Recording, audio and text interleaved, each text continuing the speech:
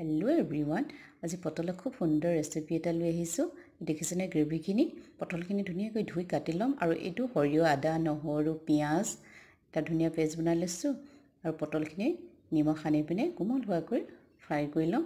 দেখিছেনে কোমল হৈ গৈছে আৰু লগতে মই ইয়াতে আলুখিনিও ফ্ৰাই কৰিম অলপ নিমখ সানি লৈছো হালধি কিন্তু হনা নাই দেখিছে এইখিনি অলপ ৰঙচুৱা হৈ গৈছে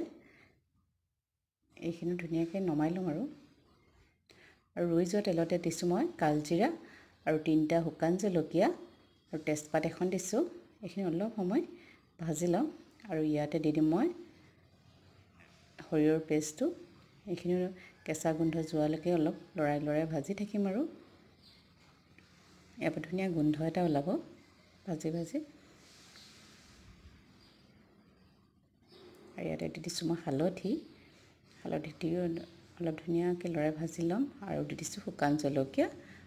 ৰঙৰ কাৰণে দিছো আৰু ইয়াতে দি দিম মই চেনি অলপ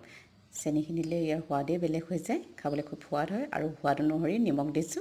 আৰু এইখিনি ধুনিয়াকৈ লৰাই ভাজি আৰু ইয়াতে দি দিছো মই ফ্ৰাই কৰি লোৱা পটল আৰু আলুখিনি এইখিনি 10-15 মিনিট মান এনেকৈ ভাজি লম কেঁচা গোন্ধ যোৱালৈকে আৰু দি দিছো মই গৰম পানী 10 মিনিট মান উতলাম আৰু দেখিছেনে ৰেডি হৈ গ'ল এয়া হৈ গ'ল মোৰ পটলৰ আঞ্জাখন দেখিছেনে গ্ৰেভিটো কি ধুনিয়া হৈছে যিসকলে পটল খাই বেয়া পায় এবাৰ খাই চাবচোন খুবেই সোৱাদ লগা হয় আৰু ভাল লাগিলে লাইক এটা আৰু কমেন্ট এটা কৰিব